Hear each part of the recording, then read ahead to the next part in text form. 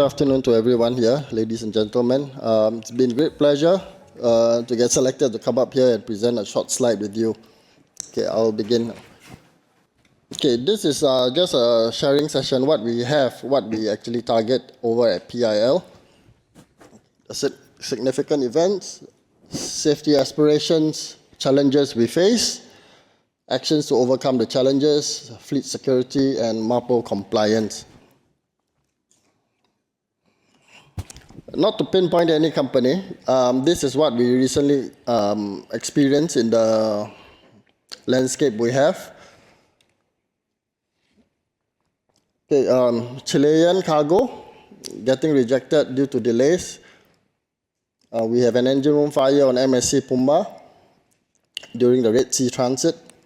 Okay, and here we have Morning Midas, a car carrier, which resulted in loss of plenty vehicles, and the cause of the fire, we have electric vehicles, which we do carry.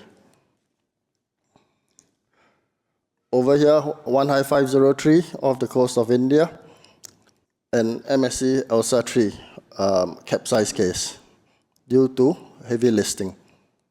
Okay, this is what we had achieved. Okay, USCG and EMSA inspections, which resulted in nil deficiencies. We have sadder stories which will come later. Okay, what we want to emphasize to our fleet and to fellow seafarers. On the right, we have the EMSA inspection. And on the left here is the USCG core ship certificate, which we attained. Okay, on the right, the EMSA inspection, which was a 24-year-old ship. So when we are dealing with our ships, age of the ships, we always tell our guys, it doesn't matter how old the ship is, we should keep it operational, safe, and compliant. Okay, pinnacle of safety, of course, the airline industry, which we aim to achieve one day.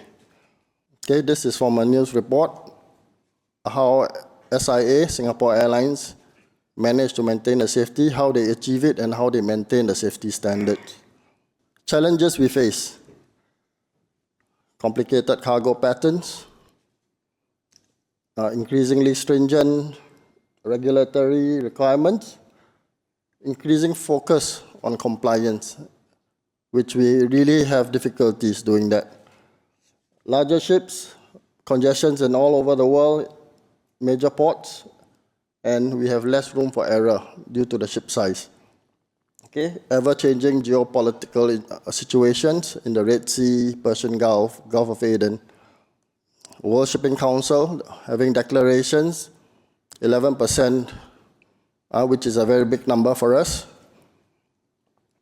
and accidents over there on the right side. Okay, these are the biggest problems we face. Recurring PSE, FSE deficiencies, which is in our fleet. Some are very fundamental mistakes. Security. You can see over there on the left,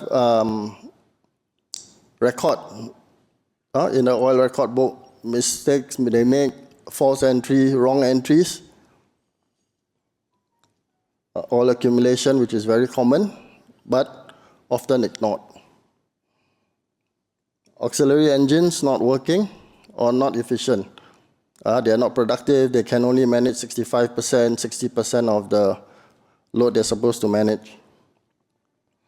Right down over there, right at the bottom, ISPS drills, which we are supposed to do. Everyone is supposed to know about it. From the day one we step on board, when we enter, we get onto the ship, we're supposed to know that. We are trained for that. But we still do not comply. Another ship, which was inspected a week apart, having the same issues. Security-related issues, logbook entries, oil accumulation, very common things, often ignored. What we are trying to do to overcome the challenges we have.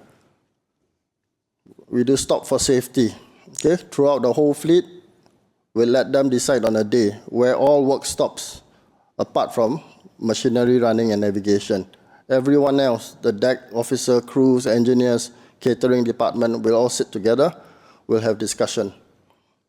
We have weekly fleet updates, safety updates on accidents, near misses, blackouts, injuries, stoppages. We'll discuss what happened, how it led to that situation. Okay, one whole day, they'll discuss that. They will send the minutes to the office. We'll go through all the minutes and we'll compile whatever has been discussed, and we'll see what is the main problem we are facing. Whether is it training, whether is it compliance, whether is it understanding.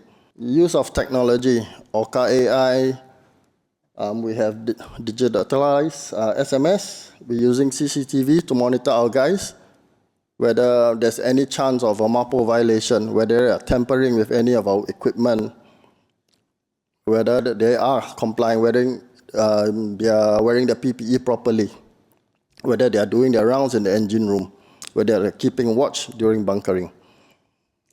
Okay, the use of AI for that. Collaboration with CEMS, Center of Excellence in Maritime Safety, with ABS, with SMIT, with our QIs. We are doing the ship shore drills. We are engaging them, coming into our Singapore office to talk about what the recent experiences they have, what suggestions they have for us to improve. Better emergency preparedness. Okay, we have another exercise going on in the whole fleet. We do a container fire, use all our resources, like the hydropen. We have additional FFA, fire monitors, even enclosed space rescue, or we simulate injuries from fire, container fires. Constant and continual engagement of external parties, things like ABS consulting, LR. We do talk to them, they do come in. We have a Stop for Safety Day in the office. They come in, they share with us slides, better working procedures, something we can adopt from our working partners from other companies. And of course, we have SAFETY4SEA, how we actually work towards improving safety, not just from accidents and case studies. We work ahead, we predict, we foresee, we forecast what can happen, what works well, how do we improve the safety aspect of our working and our procedures. Okay, this is what we have from SAFETY4SEA. Philosophy within SAFETY4SEA that examines work in the actual context and identifies how and why humans adjust their actions to conditions. Okay, information sharing, technology, dynamic risk assessment, empowering frontline workers, which is very much what we are doing. So we engage our guys, we have a debriefing session every month, all ranks, juniors, seniors, ratings, different nationalities. Each time we go online, we have a good 80, 100 participants. We talk to them to find out what are the actual problems they're facing. Even coming down to seminars, we meet our sailing, our sea staff, our foreign staff. We recently had one in Goa, India, and we're having one in Malacca shortly. Okay, learning-focused investigations. Okay, so throughout all our accident incidents, not limited to our fleet, as well as to our competitors as well, from P&I clubs, all the leaflets, all the news, even in public source. We're getting information from that, trying to learn from other people's mistakes. Focus on resilience. And this is the one about geopolitical situations. We have 20 vessels at least transiting the Gulf of Aden, Persian Gulf, and Red Sea. This is very conflicting because when we transit, we have the French, US Navy, the CTF task force calling us, giving us recommendation, switch off your AIS, follow the convoy, keep close to other ships where the naval assets are. But we are not doing just that. We are keeping our AIS on. We were one of the first few companies that actually transited into the Red Sea with our AIS stating that no link to USA, Israel. And so far we are okay, we have been okay. Okay, other than that, we are engaging security services. We have them coming on board in Singapore, Port Klang, following our ships all the way through to the Red Sea and back. Okay, throughout the Persian Gulf, we embark them at Jebel Ali. They follow us through Gulf of Aden into the Red Sea and back, and also on our vessels going to West Africa. Okay, we are not allowed to carry armed guards there, but we do embark them in Lagos, and they will take our vessel in, follow our vessel, go into One, and outbound. Okay, outbound, we either carry them, disembark them at Lagos, and if we are going south, we will have a armed security escort vessel. Okay, regarding the Houthis, we have not had any close call. Okay, we had one quite close, which we thought we were under attack, but actually not. They had a drone flying over our vessel, and it got intercepted by one of the Israeli missiles. The drone got hit, and the falling debris came close to our vessel. That was the closest. Apart from the warring and the rivalry over there, we still have to deal with the pirates. So far, we have not had any pirate attack, not even close. We are equipped with electric fences. We do the hardening measures according to the BMP-5. Straits of Malacca, Singapore, we always thought it was safe. Okay, but our company itself, we had 3 successful boardings in the Malacca Straits. They did not manage to get anything, but there was a guy who boarded with arms. They had machetes, they had a homemade pistol on board. They actually used it to threaten our seafarer. Okay, we complied with their demands. They jumped overboard after that, after getting what they wanted. Okay, nobody was injured.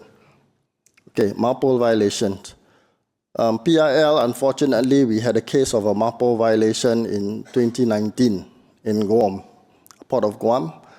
The duty engineer saw the bilges. It was full of dirty water, and he proceeded to pump it overboard. It was cited by the shore staff, the crane operator, and he reported it. So there was a confusion for the duty engineer. He thought it was just dirty water, not the fact that it was coming from the bilge. So of course, we had to go through the ECP for 5 years. We're finally out of it, and we're implementing a fleet-wide ECP measures. Although we are out of it, we still subject ourselves to 10% audit. 10% of our ships randomly will get selected for audit so that we do not reoffend. We do not have a chance to reoffend. This is another company. Okay, very much just the presentation I have. Basically, what we are doing, I think all of us face the same issues. For a shipping company, MARPOL violations, injuries, accidents, stoppages. I think I'll leave it now to the panel to address your concerns. Thank you.